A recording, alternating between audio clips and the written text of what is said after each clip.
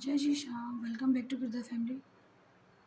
आज मैं आपके सामने बैसाख मास अध्याय 10 सुनाने जा रही हूँ। तो बैसाख मास चल रहा है, आप लोग जानते हैं जैसे कि बैसाख मास ही है जो सबसे सरल है, क्योंकि कार्तिक में भी ठंड होती है ज़्यादा और माघ मास में भी बहुत ठंड होती है। एक बैसाख मास का ऐसा होता है जिसमें हम मौसम चेंज होता है, नॉर्मली हम ठंडे पानी से स्नान कर सकते हैं, जल्दी उठने में कोई कठिनाई नहीं होती है। तो हमने अध्याय 9 में सुना था, जब सूत जी ने ऋषियों से पूछने पर उन्होंने कथा सुनाई थी और ब्राह्मण और यम की संवाद बताए थे, यमराज जी की धर्मराज के आपस में क्या संवाद हुआ और उन तीनों प्रेतों को रीति योनि कैसे मिली, उनके कर्मों के बारे में बताया, किस कर्म के करने से, और तुलसी दल का और पीपल की महिमा बताई थी, किस तरह से पूजा की जाती है। तो आज हम जो इस 10वें अध्याय में सुनेंगे, इनको प्रेत योनि से मुक्ति कैसे मिली, उद्धार कैसे हुआ।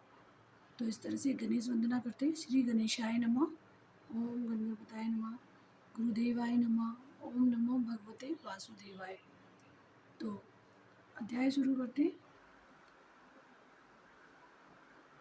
वैशाख नाम वाला प्रेत अपनी और बाकी दोनों प्रेतों के विषय में बताकर चुप हो गया। कुछ देर चुप रहने के बाद वह पुनः बोला, हे विप्र, हम तीनों के प्रेत योनि में पड़ने का जो कारण है वे सब मैंने तुम्हें बता दिया है।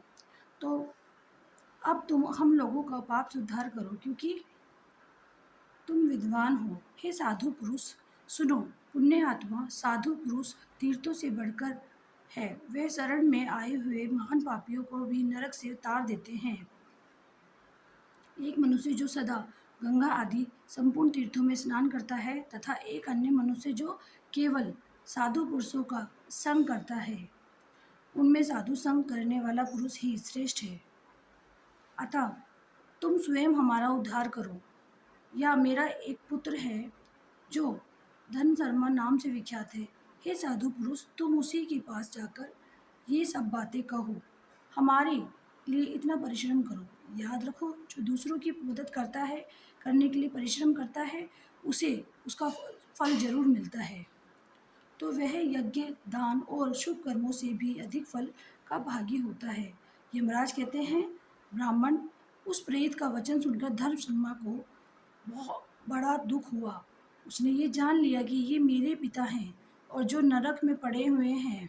तब वो सब में स्वयं अपनी निंदा करते हुए बोला, पिताजी, मैं ही गौतम का यानी आपका पुत्र धन शर्मा हूँ।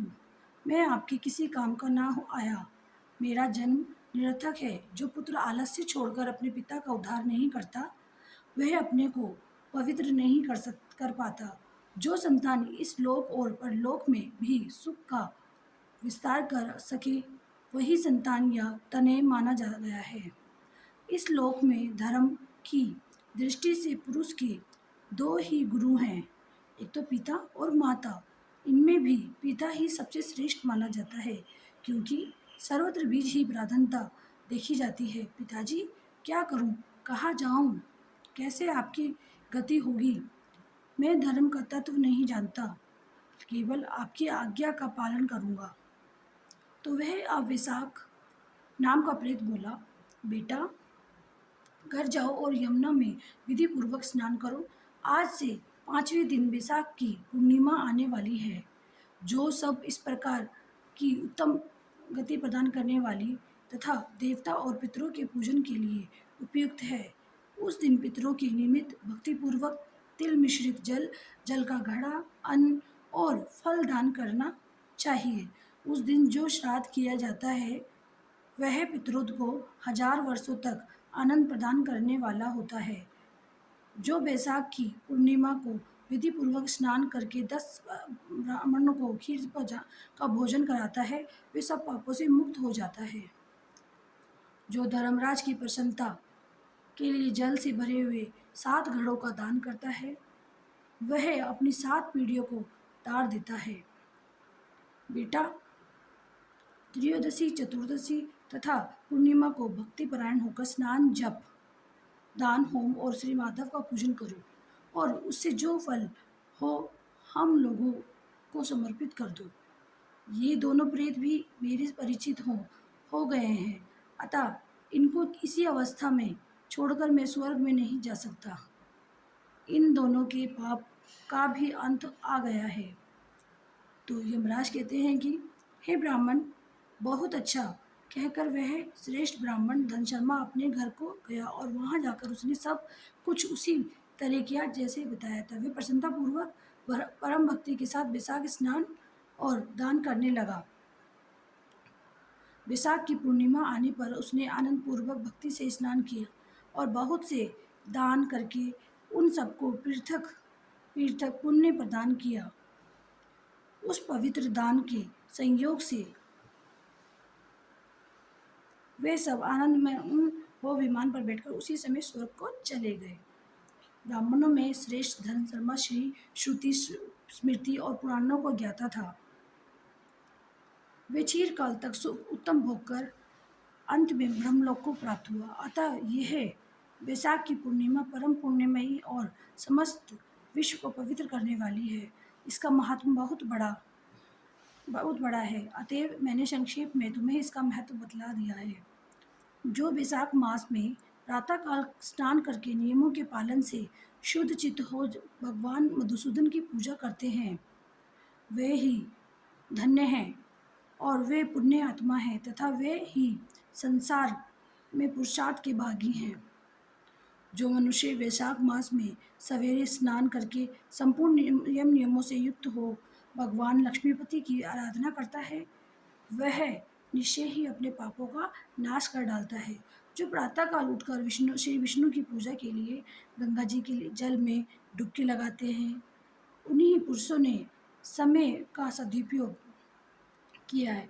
वे ही मनुष्य में धन्य तथा पाप रहित हैं।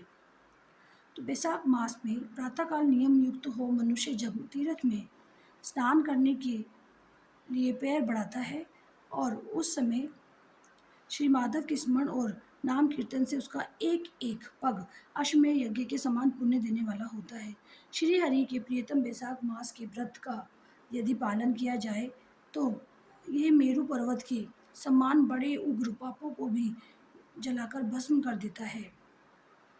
विप्रवर, तुम पर अनुग्रह होने के कारण मैंने यह प्रसंग संक्षेप से तुम्हें बता दिया है। जो मेरे कहे हुए इस इतिहास को भक्तिपूर्वक सुनेगा वे भी सब पापों से मुक्त हो जाता है तथा उसे मेरे लोक में यानी कि यमलोक में नहीं आना पड़ेगा। वैशाख मास के व्रत का विधि पूर्वक पालन करने से अनेकों बार के किए गए ब्रह्मत्या आदि पाप भी नष्ट हो जाते हैं। निश्चित बात है, वे पुरुष अपने 30 पीढ़ी पहले के पूर्वजों और 30 पीढ़ी के बाद की संतानों को भी तार देता है, क्योंकि अनायास ही नाना प्रकार के कर्म करने वाले भगवान श्री हरि को वैशाख मास बहुत ही प्रिय है। अतएव वह सब मासों में श्रेष्ठ है। वैशाख मास महात्म अध्याय 10 संपूर्ण हुआ। आज के इस अध्याय में हमने जाना कि वैशाख मास की जो पूर्णिमा है कितना पावन है ये, क्योंकि सभी पापों को नष्ट करने वाली है। तो अंतिम के जो 5 दिन होंगे, तो जिसने जो किसी भी कारणवश ये वैशाख मास स्नान नहीं कर पाए तो लास्ट के 5 दिन जरूर करें, उन्हें पूरे महीने का फल मिलेगा। तो इस तरह से हमें पूजा पाठ जरूर करना है। ये टाइम निकलता जा रहा है वैशाख महीना, तो जितना हो सकता है अच्छे कर्म करेंगे, जप दान और तब अच्छे से करना है। स्नान तो करना ही है। तो हरे कृष्णा, राधे राधे।